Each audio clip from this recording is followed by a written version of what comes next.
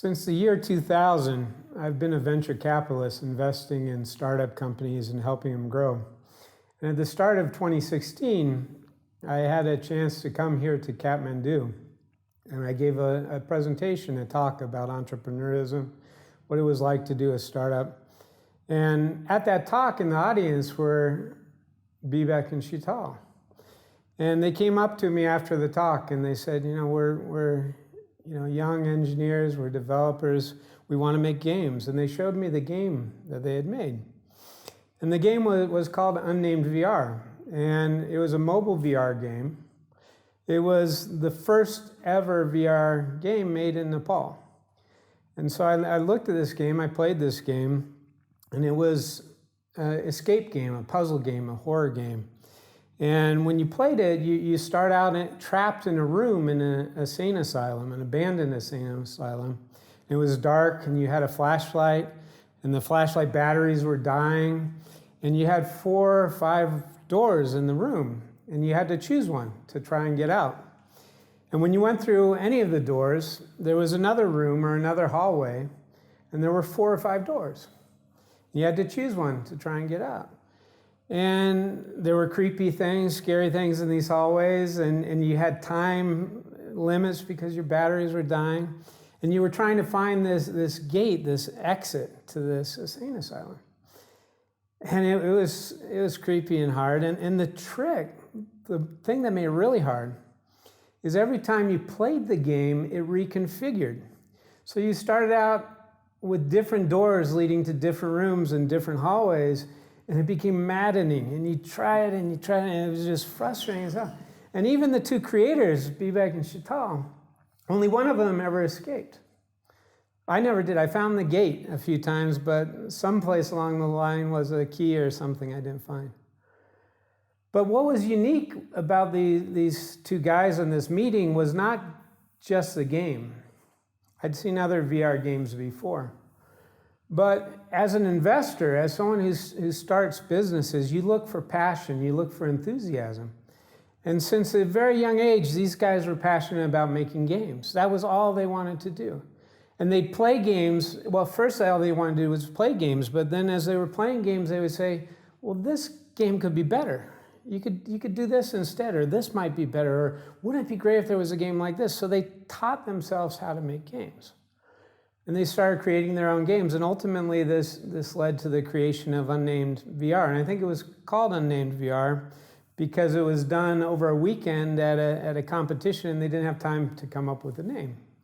But it really fit because it was scary and creepy in this insane asylum. You said, unnamed, you didn't know where you were, you didn't know why you were there. It was a great name.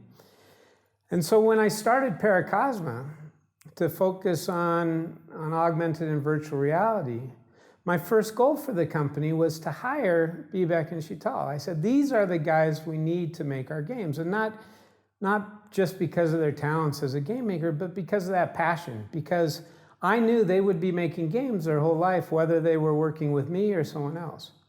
And I wanted them working with us. And so they came on board the company, and we started to commercialize Unnamed. We started to build it as a real game. And for that project, we decided, let's make it PC-based with the Rift or Vive, give it more power, be able to do more things. And so the game started to morph and transform. And instead of being a insane asylum, it became a large mansion. And there were lots of different rooms. And we were trying to figure out, well, what's the story? Why are you in this mansion? What's the goal? Are you trying to escape? Are you trying to explore? What's the purpose of this? How do we go about this? And we started developing some components of the game. And then we gave some demos of this prototype, this early game in 2017 at VRLA and at E3. And we had a booth. We had hundreds of people come and play this game. And the older gamers, they would say, well, what's the purpose? Well, what's the goal? Well, why am I there? I don't understand. And we didn't know the answers because we hadn't figured that out yet. But the younger players would play the game for 20, 30, 40 minutes, and then they'd leave. And then they'd come back and they'd play the game for 20 minutes. And then they'd leave and they'd come back and play the game for 20, 40 minutes. They'd play it until we kicked them out and said, hey, someone else is waiting in line. And we watched what these people were doing. We said, well, you know, why do they like this game so much? And they were exploring and they were having fun. One girl, all she wanted to do was break things. She would break plates, she would break vases, she complained the mugs are too hard to break. And I told her, well, have you tried to break a real mug? They're really hard to break. And another girl, she just wanted to explore everything. She opened every drawer, she opened every cabinet, she opened every closet, she went to the corner of every room. That was her thing, was just exploring. She didn't care about anything else. And as we watch these people, dozens of people, hundreds of people play this game and really enjoy this game and tell us it's the best game they played at that expo, then we started to think about Unnamed in a different way. And we said, well, we don't need a story.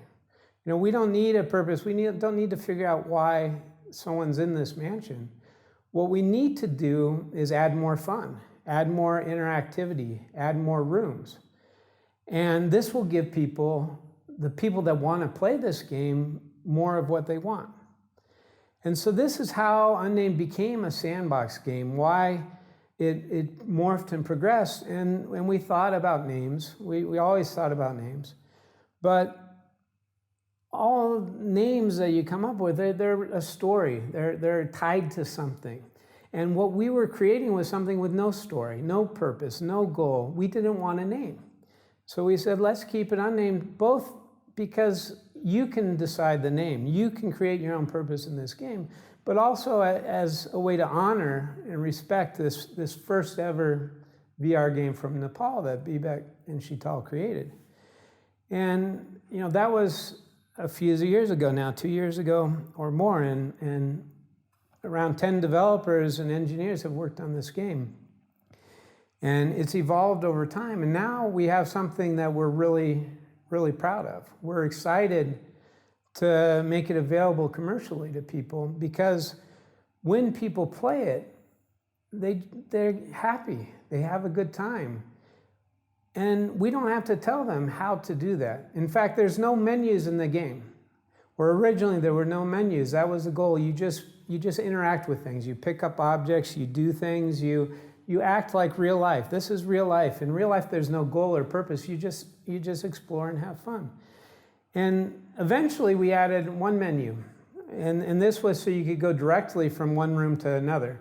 So after you explored all the rooms, you decide maybe what your favorite room was, and you'd want to go there. Or when you're developing it, you'd want to test a room and go there.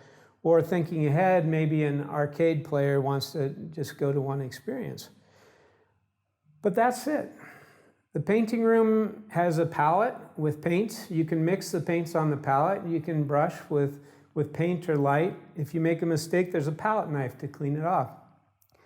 The guns you pick up, you shoot. The spray cans you pick up, you spray. You jump off the 90-foot tower onto the giant trampoline and you bounce. And that's what this game is. It's just a way to explore and enjoy VR. And from that standpoint, it's really unique. It's an interesting game because at these demos, at E3, at VR LA, whenever we showed the game, you know, more than half the people had never done VR before. But it didn't matter because it was just like life. You go up, you pick up a teddy bear, you pick up a ball, you bounce the ball, you juggle something, you break it. We didn't have to tell them anything other than this is how you walk, this is how you teleport. Beyond that, you know, people could explore and do what they want. And that's not perfect for everyone. Some people want to know why they're doing something, but for a lot of people, that was a great experience. And especially for people new to VR, they could go in and just enjoy themselves without any pressure or requirements or instruction. And so that's one category of users that we're really excited about, but also for experienced players. I've been doing VR so much, I started a VR company, but the activities in Unnamed, I love going. I love the shooting gallery, the gun choices, the reaction. You have this little pistol that shoots photon torpedoes, and when they explode, everyone's blown away, pun intended, right? And you go in the adventure room, it's literally 120 feet tall in this room. And you can go to the highest tower and you can jump off the tower and fall 90, 100 feet onto a giant trampoline and then bounce 40 feet in the air. And if you get sick in VR, avoid that. But if you want to have a good time, you want to have a unique experience, do that, because that's one of my favorite things. And we're not trying to be the best climbing game. We're not trying to be the best archery game. Archery is in an Old West stockade where you have wooden structures and fences and flaming torches. And I wish I had a room like this in my house. But we're not trying to be the best archery game. The ping pong, I'm not a fan of the ping pong room. But the goal is to have a good time. So we have about 15 different rooms in a major hallway. The game is launching at $14.99, so you're paying less than $1 a room for this fun. So, you don't have to think hard about this decision. It's not $50 for a war story and you gotta really be into this story and play it a lot.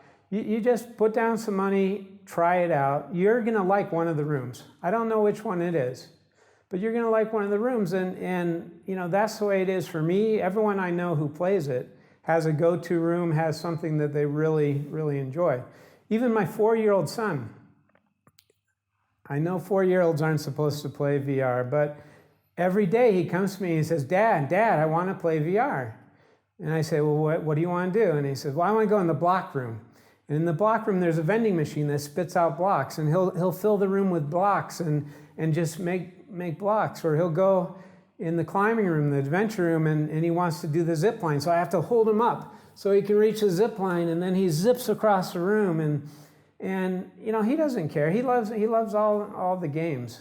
And we see this on and on. And we're really proud of what we've done, because we've created not just a great, fun, exciting game, but we've developed a team with tremendous capabilities in VR. So as you go through all these rooms, if you think about the hundreds and hundreds of interactions you can have, picking things up, juggling things, breaking things, moving things, going through doorways, finding hidden safes, shooting things, whatever it is, what you realize is we've created a capability to create any action that you have in real life in VR. So for enterprise training, for industrial training, for our commercial outsourced projects, we have that capability, we have that expertise. And it was developed as we developed this game Unnamed. So when the game launches, I try it out. We're having a launch discount, $14.99 on November 21st, less than $1 a room. Try the game, see if you have a good time. Show it to your friends, show it to your grandmother. That's what we find is, if I'm gonna show someone a demo of VR for the first time, I use Unnamed, because there's no learning curve and it's fun.